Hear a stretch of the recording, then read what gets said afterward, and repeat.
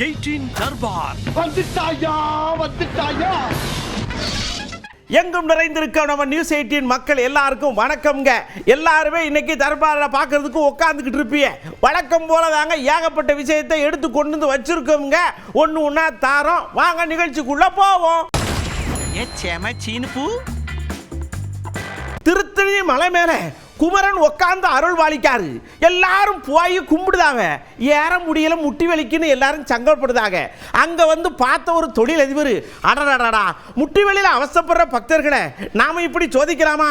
சடக்குன்னு ஒரு 20 லட்ச ரூபாய் கொண்டாங்கன்னு சொல்லி ஒரு பஸ்ஸை வாங்கி விட்டு மேலே ஏற்றி இறக்க, அதாவது மலை மேலே கொண்டே விடுறதுக்கு விட்டுருக்காருன்னா பார்த்துக்கங்களேன்.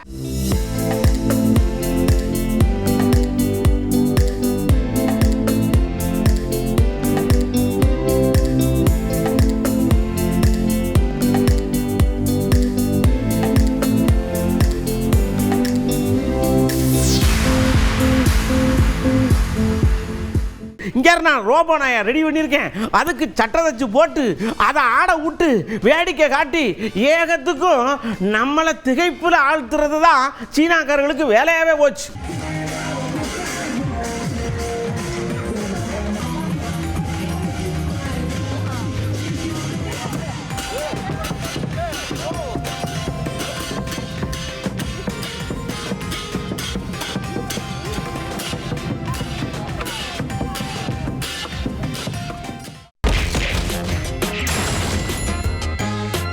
இப்போ நம்ம கவுண்டர் அட்டாக்குள்ள போகிறோம்.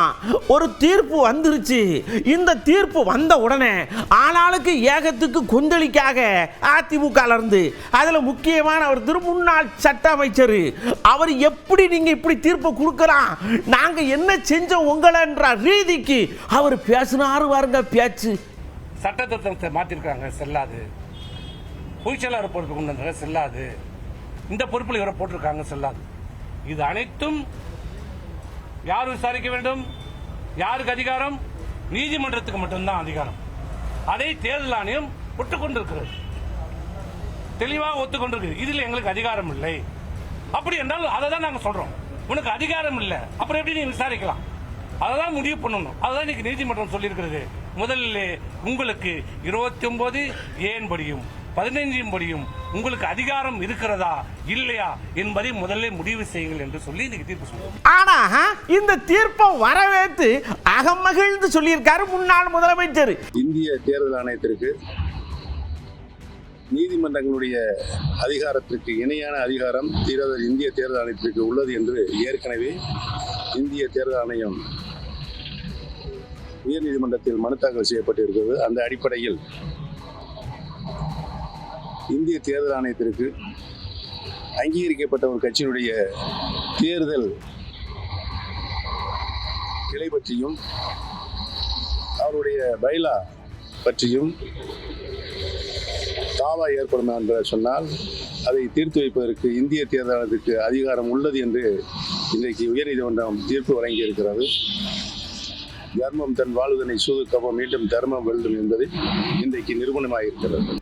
அடுத்து பாருங்க, நம்ம ஐயா பள்ளி கல்வித்துறை அமைச்சர் கார்லா அவர் கொஞ்சம் கடுகடுன்னு பேசினார். இருந்தாலும் லேசா ஒரு ஐடியாவும் கொடுத்துருக்காரு. நீங்க டெல்லிக்கு மடக்குன்னு போயிட்டு வாரிய, நீங்க தமிழ்நாட்டில் அந்த கட்சிக்கு தலைவராக இருக்கிய, அங்க இருக்கிற ஆளுகளை பூரா பாக்கிய, ஐயா இந்த தமிழ்நாட்டுக்கு பள்ளிக்கூடத்துக்கு உண்டான நிதியை தரமாட்டீங்கட, அதை கொஞ்சம் ஒதுக்கி அனுப்பிச்சு விடுங்க, புள்ள கடனை படிக்கட்டும்னு சொல்ல வேண்டியாரா? அந்த பெருமையை பூரா நீங்களே வச்சுக்கோங்க, நாங்களே சொல்லுதோம்ரா, ஆனா நிதியை மட்டும் கொண்டு வந்து கொடுக்க சொல்லுங்க, எங்க அடம் பிடிக்காங்க அப்படின்னு அவருக்கு ஒரு ஐடியா கொடுத்துருக்காரு. ஒவ்வொரு முறையும் டெல்லி போறீங்க, ஏதாச்சும் ஒரு பிரச்சனையை தீர்க்கிறதுக்கு தான் போறீங்களே தவிர, இல்லை உங்களுக்காக பிரச்சனைக்காக தான் போறீங்களே தவிர, இது வரைக்கும் இந்த முறை நான் போனேன், இந்த முறை நான் பேசிட்டு வந்திருக்கேன், 2152 கோடி தரேன்னு சொல்லியிருக்காங்க, இது வரைக்கும் உங்க வாயிலிருந்து வந்திருக்கா? நாங்கள் இன்னைக்கு துறையோட அமைச்சராக இன்னைக்கு நாங்கள் 2 முறை நேரடியாக மாண்புமிகு அமைச்சர்களுடைய இல்லத்துக்கு போயிருக்கிறோம். நாடாளுமன்றத்தில் ஒவ்வொரு எம்பியும் அழைச்சிட்டு போய் நாங்கள் கேட்டிருக்கோம். எல்லாத்துக்கும் அவங்க சொல்றது என்ன? பிஎம்சியில் கையில் பிஎம்சி இது ஒன்றா, எஸ்எஸ்சிங்கிறது 2018 நமக்கு வழங்க வேண்டிய நிதியை பிஏபி அப்ரூவல் ஆனது பணத்திலிருந்து 60% வழங்க வேண்டியது இது நடந்துகிட்டே தான் இருந்துச்சு. சம்பந்தமே இல்லாமல் 2023 இந்த பிஎம்சின்னு ஒன்று வருது, அதையும் நீங்கள் சேர்த்துக்கோங்களேன், அதையும் நீங்கள் சேர்த்துக்கிட்டீங்கன்னா நாங்கள் பணம் தரமே. அது என்ன இருக்குது மெயினாக? என்இபி சார்ந்த எல்லா சரத்தையும் உள்ளே கொண்டு வரீங்க, மும்மொழி கொள்கையை உள்ளே கொண்டு வரீங்க. இல்லை சார் இதெல்லாம் ஏற்க முடியாது சார் எங்களால் அப்படின்னு சொல்லும் பொழுது, அப்போனா நீங்கள் கையெழுத்து போட்டு பணத்தை வாங்கிட்டு உங்கள் பணம் அப்படியே தான் இருக்குன்னு சொன்னாங்க. இன்றைக்கி என்னாச்சு? பணத்தை கொஞ்சம் கொஞ்சமாக ஒவ்வொரு மாநிலத்துக்காக இன்றைக்கி பிரித்து தர வேலையை தான் அவங்க செஞ்சுட்டு இருக்காங்க. இதை தான் ஆதங்கத்தோடு சொன்னோம் நாங்கள். நீங்கள் டெல்லியிலேருந்து ஒரு குரூப்பை கூட்டாரிய பள்ளிக்கூடம்லாம் நல்லா நடக்கான்னு சொல்லி ஒரு வீட்டில் உட்காந்துக்கிட்டு வாங்குதாங்க பேசி விட்டு ஓடி போயிருந்தீங்க. 500 புள்ளக்காடு படிக்கி 500 புள்ளக்காடு வீட்டுக்கும் போகணுங்களா? அப்போ தானே கஷ்ட நஷ்டம் தெரியும். நாங்கள் எடுக்கிறோம் பாருங்க, எல்லா சர்வே எடுத்து சர்ன்னு கொடுக்கும். அப்போ என்ன செய்வேன்னு பார்ப்போம் அப்படின்னு லேச சவால் விட்டார்லாம்.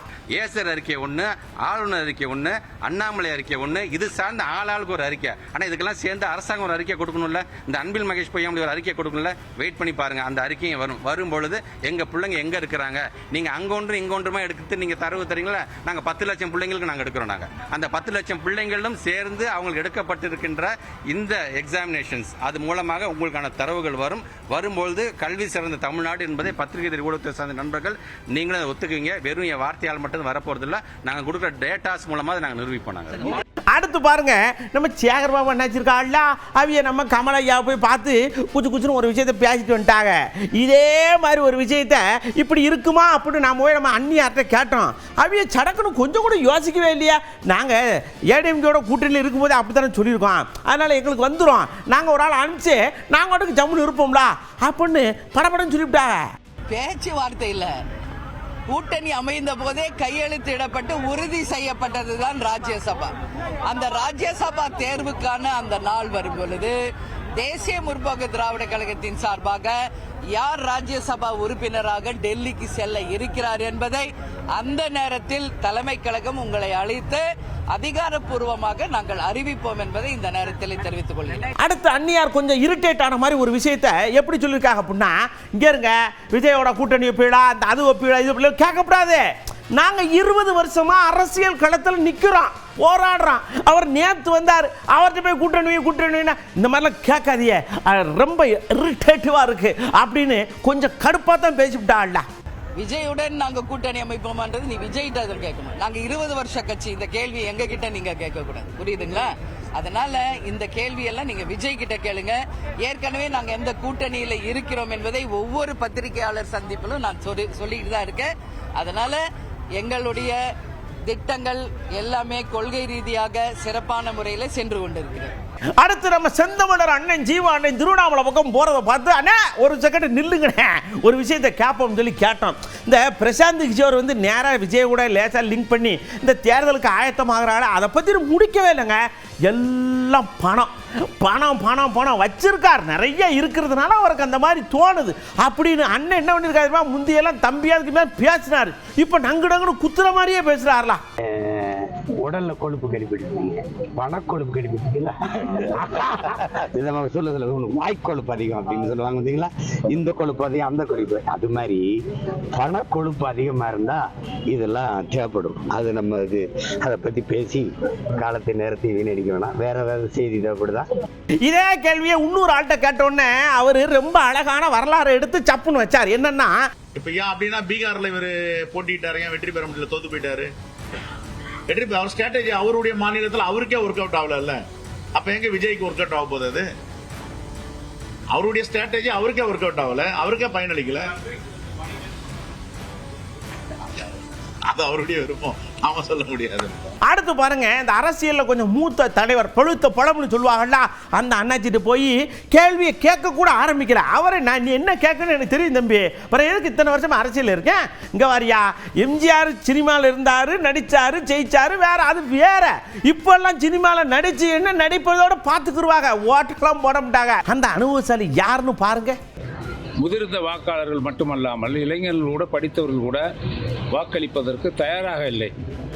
ஏதோ அவருடைய ரசிகர்கள் அவங்க இருப்பாங்க, அவங்களுக்கு வந்து நிச்சயமா வெற்றியை நிர்ணயிக்கக்கூடிய அளவிற்கு அவங்களுக்கு வாக்கு வங்கி இல்லை, நிச்சயமாக இல்லை.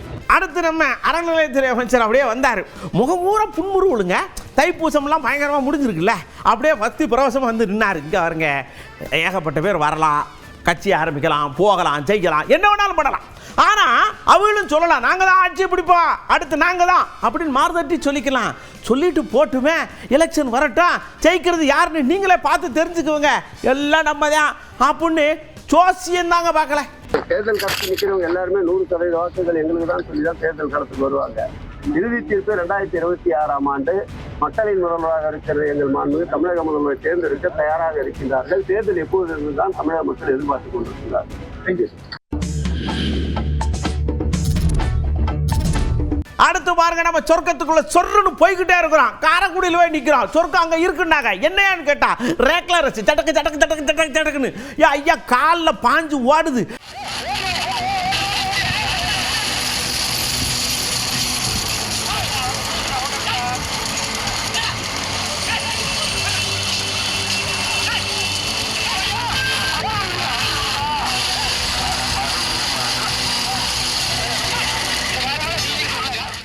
இங்க வண்டியில சொர்க்கம் இருக்குன்னு சொல்லுதீங்களா, நாங்க ஹெலிகாப்டர்ல பிரயாக்ராஜ்ல சொர்க்கம் இருக்குன்னு சொல்லுதோம் அப்படின்னு அங்க சொல்லுதாங்க.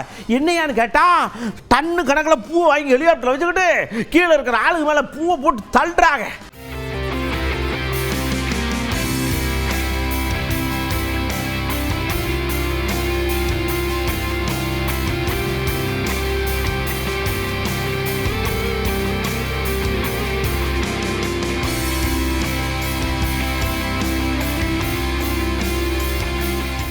சொர்க்கம் அங்க இல்ல இங்க இல்ல, அசாமில் இருக்குன்னு சொல்லி ஒரு குரூப் வந்து இறங்கி அங்க உள்ள மக்கள் ஆடி பாடி சந்தோஷப்பட்டு இவையிலும் சந்தோஷப்பட்டிருக்காங்க. எங்க இருந்து வந்திருக்காங்க தெரியுமா? எங்க பச்சை பிடிச்சி இங்கிலாந்து இருந்து வந்திருக்காங்க சொர்க்கத்தை பார்க்க.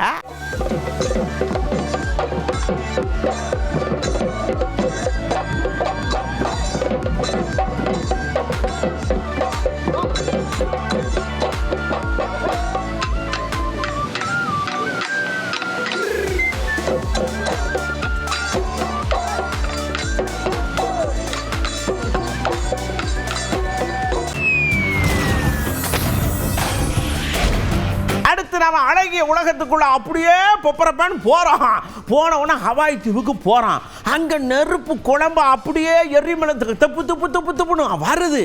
இதுல என்னையா அழகு இருக்கு நீங்க கேட்கடா? அப்படியே தங்கத்தை உருக்கி ஊத்துற மாதிரி இருக்கு.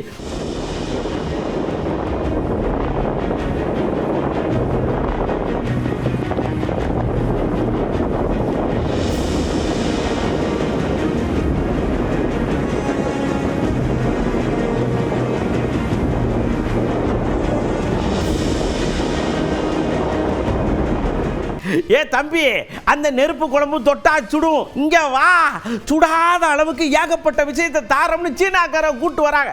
அவ இன்னைக்கு திருவிழா கொண்டாடுதாங்கல்ல, விளக்க பத்த வச்சு எரிய விடுவாங்க, விளக்க போட்டு ஆஃப் பண்ணுவாங்க, டான்ஸ் ஆடுவாங்க. பார்த்து என்ஜாய் பண்ண நமக்கு 2 கண்ணு பத்தாதுன்னு சொல்லி ஒரு 10-15 கண்ணை வாடகைக்கு வாங்கிக்கன்னு சொல்லியிருக்காங்க. எங்கோ வாங்கன்னு தெரியல.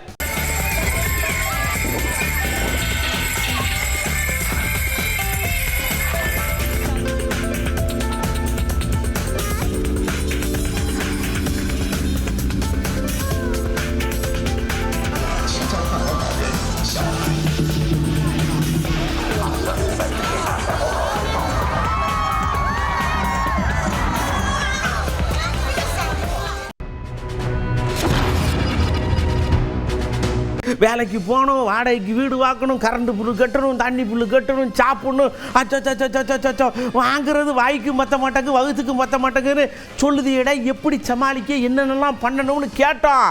கண்ணீர் மட்டும்தான் விடலை. ஆனந்த கண்ணீரை சொன்னேன் நான். ஆரம்பத்தில் நான் 1500 வாடகை கொடுத்தேன். அப்புறம் 2000, இப்போ 2500. இப்போ நான் இருக்கிறது வந்து 3500 இருக்கேன். கிராமப்புறங்களில் பார்த்தீங்கன்னா வருஷத்துக்கு ஒரு ட்ரிப்பு தான் வந்து டேக்ஸி. ஆமாம், ஆனால் சிட்டியை பொறுத்தளவு 6 மாதம் டேக்ஸி. வாட்டர் டேக்ஸு, அப்புறம் ட்ரைனேஜு, நம்ம வீட்டு தீர்வை எல்லாத்துக்குமே நீங்கள் வந்து கூட ஃபைனு அது இது நிறைய ரூல்ஸ்லாம் மாறிட்டே வருது. இப்போ எங்களுக்கு சேலரி 25-30 தான் இருக்கும். அது வாடகையே 10,000 போயிடுச்சுன்னா மீதியை வச்சுட்டு ரன் பண்ணுறது ரொம்ப சிரமமாக இருக்கும். அட்வான்ஸ் பார்த்தீங்கன்னா 50,000 60,000 தான் கேட்குறாங்க. அப்படியே அதில் போனாலும் அதில் கெஸ்ட் வரக்கூடாது, அது வரக்கூடாது சொல்லுவாங்க. ஒருத்தர் என்னங்கன்னா ஒரு 2 பேருக்கு மேலே வந்துட்டாலே நேராகவே சண்டைக்கே வந்துருவாங்க. கஷ்டமாக தான் இருக்குது. அப்புறம் என்ன செய்ய, சங்கடப்பட்டு தான் கொடுக்கும். வீடுக்கே வந்து 8,000 10,000 போயிருது பாதி இதில். ஸோ அதனால் பாதி காசு வச்சு நம்மளால் மேனேஜே பண்ண முடியாது. வீட்டுக்கு அனுப்புறது, எக்ஸ்ட்ரா எக்ஸ்பென்சஸ், ஏதோ நல்லது கெட்டது போகிறதுனா கூட அது செய்கிறது ரொம்ப கஷ்டமாக இருக்கும். அரசாங்கமும் நிறைய வரி மற்ற ஏனைய இதெல்லாம் நிறைய சொல்லாமல் கொள்ளாமலே ஏற்றிக்கிட்டே இருக்காங்க. அதையும் வாடகை பார்ப்பா உங்களுக்கு ஃபேமிலி தேவையான செலவுகளும் பண்ண முடியாது. நாங்களும் வாடகை வீட்டில் தான் இருக்கோம். எங்களுக்கு இப்போ தான் சேர்த்து வாங்கியிருக்காங்க. என்ன பண்ண முடியும், வீடு இல்லை, எங்கேயாவது ரோட்லேயே இருக்க முடியும். சின்ன ஒரு இடம் தானும் அந்த இடத்துல வந்து ஒரு ரூம் மாதிரி கட்டி அது ஒரு வாடகை வாங்குறாங்க. ஒரு சிலர் மனசாட்சி இல்லாமல் டபுளாக ஏற்றுறாங்க. இப்போ குறைஞ்சது இப்போ ஒரு 5-6 வருஷத்தில் வந்து வாடகை ரொம்ப ஜாஸ்தியாக தான் இருக்குது. மேக்ஸிமம் ஒரு 3% இருக்கிற மாதிரினா ஒரு 5000 இருக்குது. அதனால அது பரவாயில்ல. கவர்மெண்ட் ஏதோ உண்மையாலுமே வந்து இதுக்கு ஒரு ரூல்ஸ் போட்டாங்கன்னா நல்லா இருக்கும். இவ்வளோ ஸ்கொயர் ஃபீட் அது இருக்கு, சட்டப்படி அது இருக்கு, ஆனால் நடைமுறைக்குள்ள இல்லையே. சொகுசுக்காரில் ஒரு கும்பல் வந்து என்னமோ ஒருத்தர் அப்படியே ட்ராப் பண்ணுற மாதிரி இறக்கி விட்ருக்காங்க. இந்த சின்ன பிள்ளையெல்லாம் கண்ணாமூச்சி விளாடும்போது இப்படி முடிச்சுட்டு ஒழிச்சுக்கோ அப்படின்னு சொல்லி நிற்பாள்ல, அது மாதிரி காரை கொண்டு வந்து நிப்பாட்டிருக்காங்க. அங்கே பின்னாடி இருந்த காரை அந்த கும்பல் எடுத்து வந்து ஆட்டை போட்டு போயிட்டாங்க.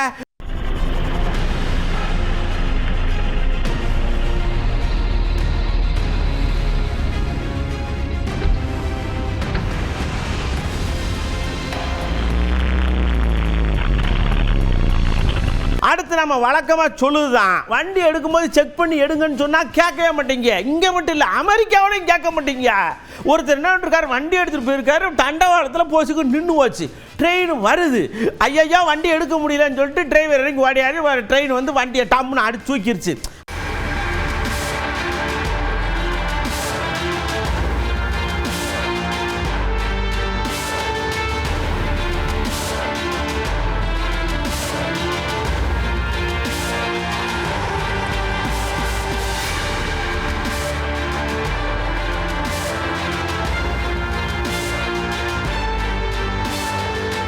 என்ன மக்களே, பார்த்துக்கிட்டு இருந்த தர்பாரில் எல்லா விஷயம் உங்களுக்கு பிடிச்சிருந்துச்சா?